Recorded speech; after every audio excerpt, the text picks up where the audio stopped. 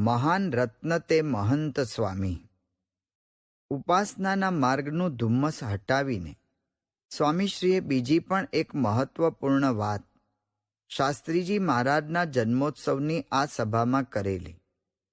તારીખ 24/1ના રોજ મહંત સ્વામીના પૂર્વાશ્રમના પિતાશ્રી મણિભાઈનો અક્ષરવાસ થયેલો, તેથી તેઓને પણ શ્રદ્ધાસુમન અર્પણ કરતા સ્વામીશ્રીએ જણાવેલું કે શાસ્ત્રીજી મહારાજને તેમણે ખૂબ રાજી કર્યા હતા.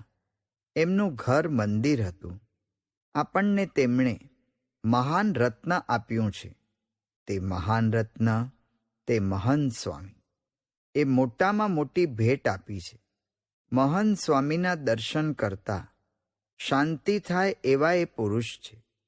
યોગીજી મહારાજની એમના પર ખૂબ દ્રષ્ટિ છે.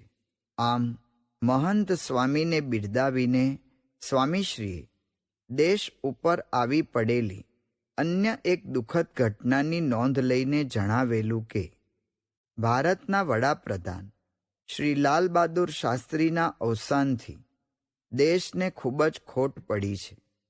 તેમને આ જ સ્થાનમાં પ્રગટ બ્રહ્મ સ્વરૂપ સ્વામી શ્રી યોગીજી મહારાજના આશીર્વાદ મળ્યા હતા. સ્વામી શ્રીજી તેમને અખંડ શાંતિ અર્પે તેવી પ્રાર્થના.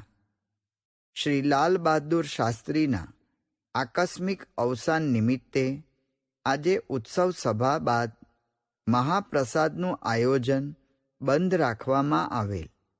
સ્વામીશ્રીએ આ બદલ સૌ હરિભક્તોની માફી માંગી હતી. ભલે કારણ વાજબી હતું, પરંતુ તેને લીધે હરિભક્તોને જમાડી ન શક્યાનું દુઃખ સ્વામીશ્રીના અંતરમાં સાલી રહેલું. તેઓનું હૃદય કેટલું કૂણું કોમળ હશે. વહીવટ વ્યવહારની લેશ વૃક્ષતા તેને સ્પર્શી શકી નહોતી. સમા પર સાવધાન.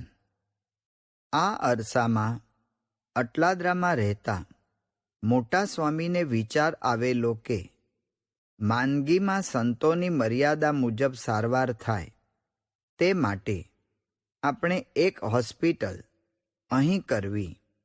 તેથી તે પ્રકારની જગ્યા પણ તેઓએ શોધી રાખેલી અને આ વખતે યોગીજી મહારાજ દ્વારા એ સૂચિત જગ્યા પર પુષ્પો છંટાવવાનું પણ આયોજન ગોઠવેલું. તે અનુસાર જગ્યા પર જવા માટે યોગીજી મહારાજ અને મોટા સ્વામી ઘોડાગાડીમાં બેઠા. તેની પાછળ સ્વામીશ્રી, મણિભાઈ, કોયલીના પુરુષોત્તમ દાસ વગેરે 2-5 સંતો ભક્તો ચાલી રહેલા. થોડીવારમાં નિશ્ચિત જગ્યા આવતા એક ખેતરમાં જઈને ઘોડાગાડી ઊભી રહી. જેવી ઘોડાગાડી ઊભી રહી કે મોટા સ્વામી તો લાકડીના ટેકે સહેલાઈથી નીચે ઉતરી ગયા. પણ યોગીજી મહારાજ અવસ્થા અને અશક્તિને કારણે નીચે ઉતરવામાં તકલીફ અનુભવી રહેલા.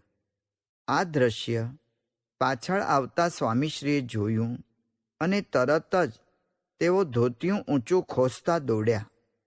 યોગીજી મહારાજને પોતાના હાથનો ટેકો આપી આસ્તેથી નીચે ઉતાર્યા. સૌ સ્વામીશ્રીએ ઝડપી લીધેલી આ તકને જોઈ જ રહ્યા. ગુરુભક્ત તો સૌ હતા, પણ ગુરુભક્તિની સૂઝ અને સતર્કતામાં સ્વામીશ્રી હર હંમેશ મેદાન મારી જતા. યુવા હૃદયને પિયુષપાન.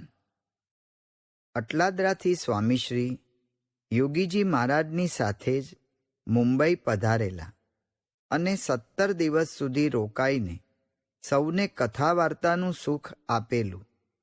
સ્વામીશ્રીના મુંબઈના આ રોકાણ દરમિયાન તારીખ 19/2ના રોજ ગોરેગાંવમાં ચાલતા યુવક મંડળનું વાર્ષિક સંમેલન હતું. તેમાં પધારવાનું આમંત્રણ સૌ યુવકોએ સ્વામીશ્રીને આપેલું, પરંતુ તેઓને અચાનક ગુજરાત તરફ નીકળવાનું થતાં તેઓ આ સંમેલનમાં ઉપસ્થિત રહી શકે તેમ રહ્યું નહીં. પણ આંગણે આવેલાને રાજી કરવા એ સ્વામીશ્રીનો સ્વધર્મ. તેમાંય યુવાનોના કોમળ હૈયાને તો તેઓ કેમ ઠેસ લાગવા દે? તેથી વિદાય લેતી વખતે તેઓએ યુવકોને પ્રેરણાપત્ર લખી આપતા જણાવ્યું કે આપના આ વાર્ષિક સંમેલનમાં હાજર નથી રહી શકતો, તે માટે દિલગીર છું. આ સંમેલન સર્વે પ્રકારે સફળ થાય અને દિન પ્રતિદિન મંડળનો ઉત્સાહ વધે અને બળ મળે અને સ્વામી શ્રીજીના આશીર્વાદ આપ સર્વને મળે તેવી પ્રાર્થના છે. યુવકો સ્વામીશ્રીનું હૃદય છે, તો હૃદય ક્યારે બનીએ? તો તેઓના એક એક વચન જીવનમાં ઉતારીશું અને તે મુજબ વર્તીશું તો. માટે તે શબ્દોનો લક્ષ્યાર્થ કરી આપ સર્વે આગળ વધો અને સર્વે નિષ્ઠાવાન, ચારિત્ર્યવાન બનો તેવી પ્રાર્થના છે. મુંબઈથી વડોદરા થઈને સ્વામીશ્રી ફૂલદોલોત્સવ માટે સારંગપુર પધારેલા. યોગીજી મહારાજ આ ઉત્સવમાં આવવાના નહોતા, પણ સ્વામીશ્રી પધારવાથી સૌને આનંદ થયો. તેઓના હાથે ભગવાનની પ્રસાદી મેળવી સૌ ધન્ય થયા. ઉત્સવ બાદ બોચાસણમાં તારીખ 10/3ના રોજ અક્ષર પુરુષોત્તમ વિદ્યાલયના નવા મકાનનું ખાતમુહૂર્ત કરીને સ્વામીશ્રી પુનઃ મુંબઈ જવા નીકળ્યા. જીવ જડવા જેવા સંત. મુંબઈમાં બિરાજેલા યોગીજી મહારાજને જાણ હતી કે આજે સ્વામીશ્રી મુંબઈ આવવાના છે. તેથી તેઓ ઉકાળો ગ્રહણ કરવા બિરાજ્યા ત્યારે કહ્યું, પ્રમુખ સ્વામીને આપણી સાથે ઉકાળો પીવા બોલાવો. આજ્ઞા થતાં એક સંત સ્વામીશ્રીને બોલાવવા ગયા, પરંતુ તેઓએ કહેવરાવ્યું કે મારે હજી પૂજા કરવાની બાકી છે, માટે મોડું થશે, તો યોગીજી મહારાજને કહેજો કે અલ્પાહાર કરી લે. આ સંદેશો જ્યારે યોગીજી મહારાજને મળ્યો ત્યારે તેઓ બોલ્યા, ભલે મોડું થાય, પ્રમુખ સ્વામી આવ્યા પછી જ અમે ઉકાળો લઈશું. આ વાત જ્યારે સ્વામીશ્રીને મળી ત્યારે હવે તેઓને જે બન્યું હતું તે જણાવ્યા સિવાય કોઈ વિકલ્પ ન રહ્યો. ઘટના એવી ઘટેલી કે સ્વામીશ્રી સવારે દાદર સ્ટેશને ઉતરીને મંદિર સુધી આવતા હતા. તે વખતે પોતાનું વસ્ત્ર કોઈ સ્ત્રીના વસ્ત્રને અડી ગયું છે તેવી શંકા તેઓને પડેલી. તેથી તેઓએ આજે નિષ્કામ વ્રતની શુદ્ધિનો ઉપવાસ કરવાનું નક્કી કરેલું. સાથે રહેતા સેવકોએ આ શંકાનું નિવારણ કરવા માટે સ્વામીશ્રીને કહેલું કે સ્વામી, આપ જેવું ધારો છો એવું તો કશું બન્યું નથી. અમે આપની સાથે જ હતા, પણ મને શંકા છે કે કોકનું વસ્ત્ર અડી ગયું છે. એમ કહીને સ્વામીશ્રી ઉપવાસ કરવાની બાબતે મચક આપતા જ નહોતા.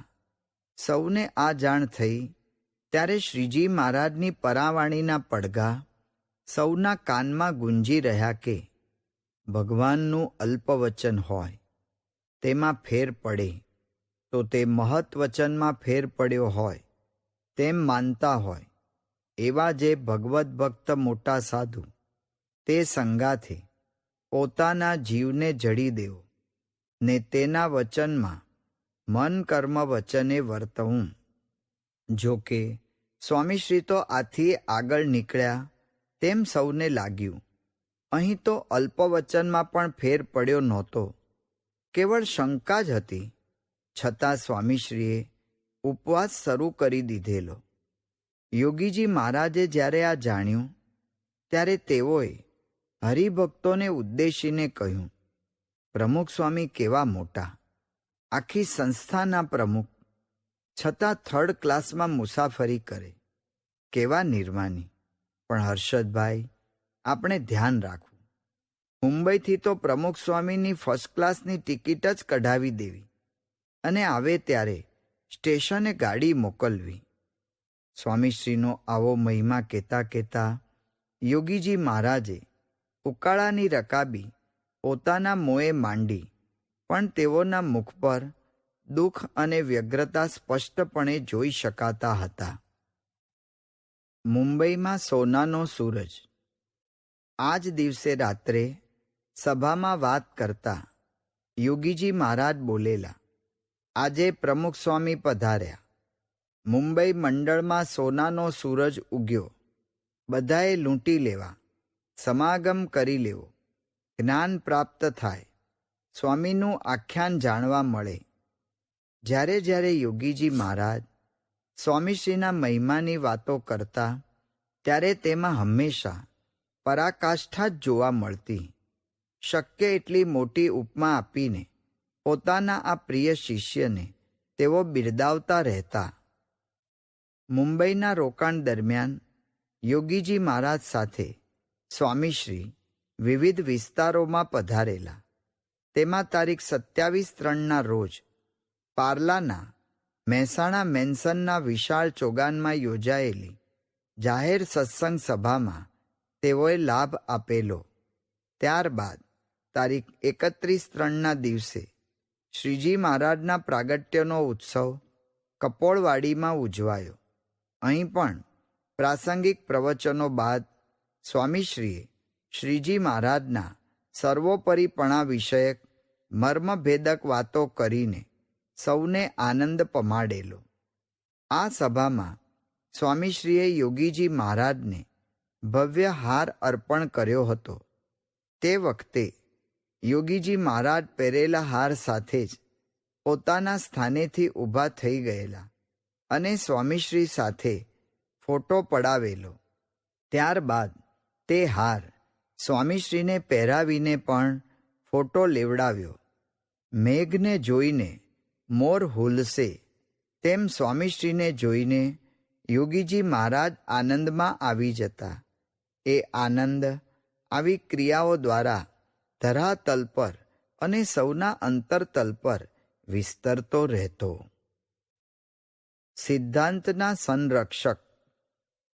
આ અરસામાં દાદુભાઈ અને બાબુભાઈ નામની બે વ્યક્તિઓએ મહિલાઓને પણ પુરુષોની જેમ ભગવા વસ્ત્ર ધારણ કરી ભગવાન ભજવાની વ્યવસ્થા માટે દુરાગ્રહભરી પ્રવૃત્તિનો ઝંડો ઉપાડેલો. જો કે મહિલાઓ ભગવાન ભજે તે કરતાંય પોતાને માન મોટપ મળે એ હેતુ આ પ્રવૃત્તિના ચાલકબળ તરીકે વિશેષ રૂપમાં હતો. તેઓનો આ ઉપાડ શ્રીજી મહારાજની આજ્ઞાથી તદ્દન વિરુદ્ધ હતો. તેથી યોગીજી મહારાજે આ બાબતે તેઓને અનેકવાર રોકેલા.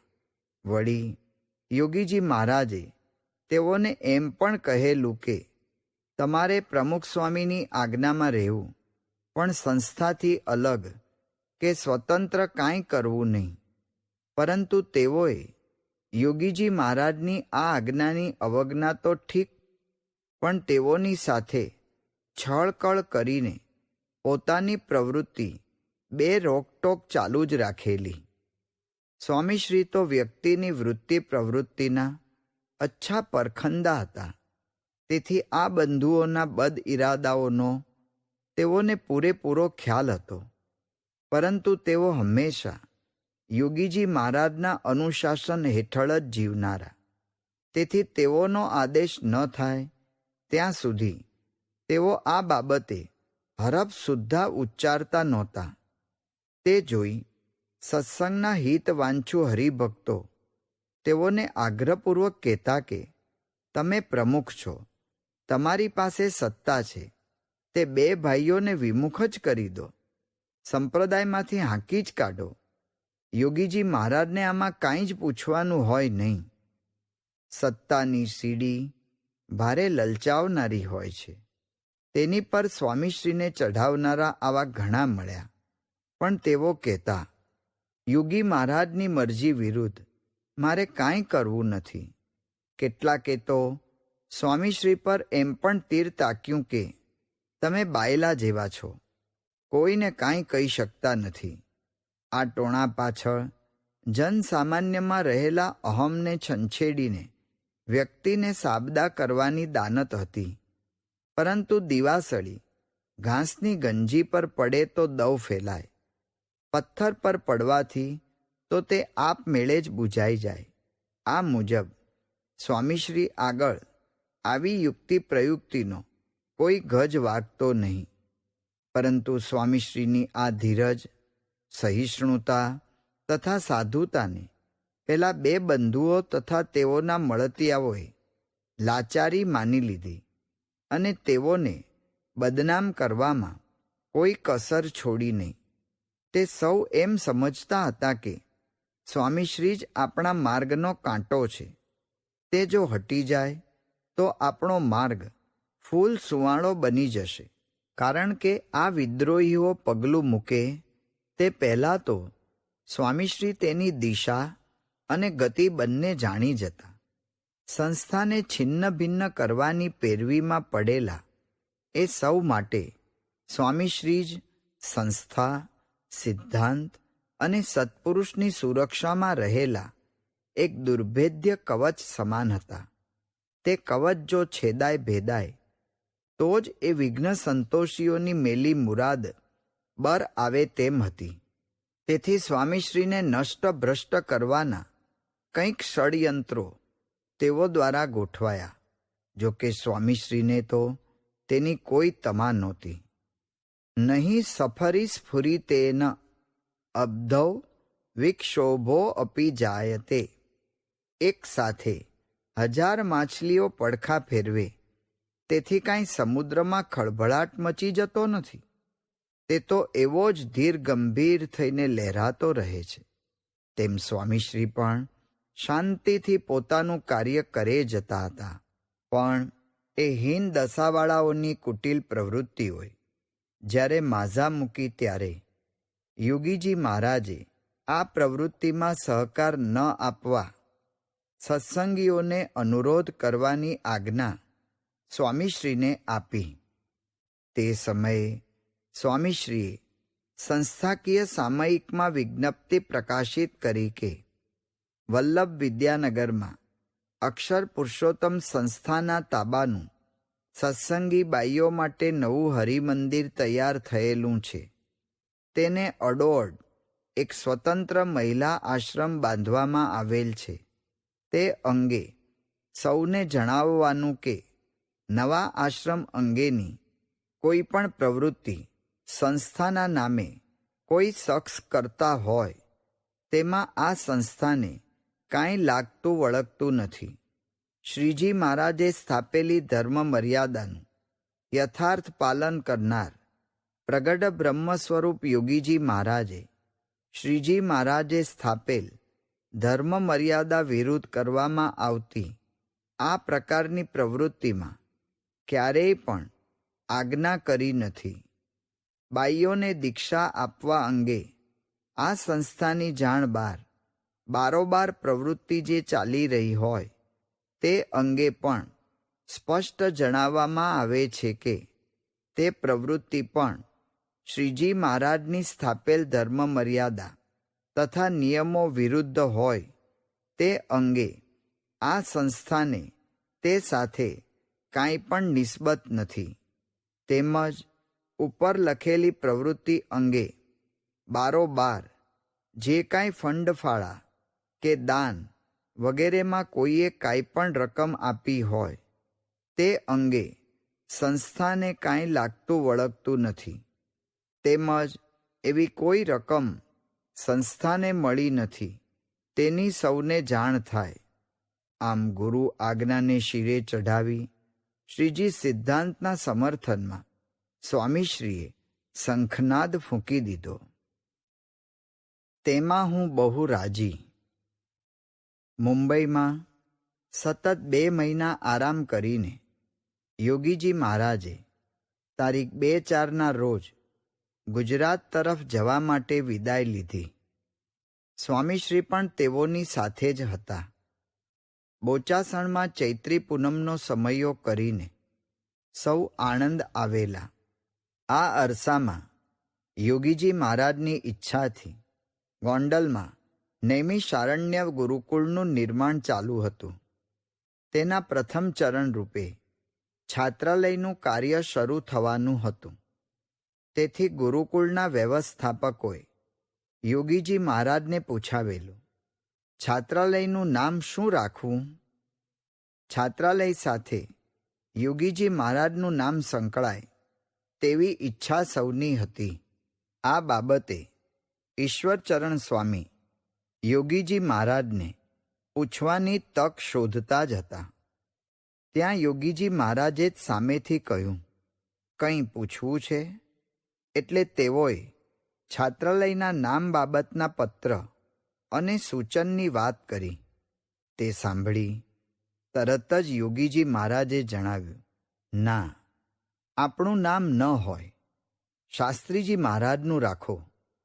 સ્વામી શાસ્ત્રીજી મહારાજ છાત્રાલય એવું નામ રાખો. પણ બાપા, ગુરુકુળની ઘણી બધી પ્રવૃત્તિઓ છે. તેમાંથી એક પ્રવૃત્તિ એમના નામે શરૂ થશે. છાત્રાલય સાથે આપનું નામ રાખવાની બધાની ઈચ્છા છે. ઈશ્વરચરણ સ્વામીએ આમ જ્યાં દલીલ કરી ત્યાં જ યોગીજી મહારાજ, તો પ્રમુખ સ્વામીનું નામ રાખો, પણ મારું નામ ન રાખો, એમ કહી એકદમ નિખાલસતાથી કહેવા લાગ્યા, આપણે તો સેવા કરીએ, પણ શાસ્ત્રીજી મહારાજ, પ્રમુખ સ્વામીનું નામ આગળ આવે તેમાં હું બહુ રાજી.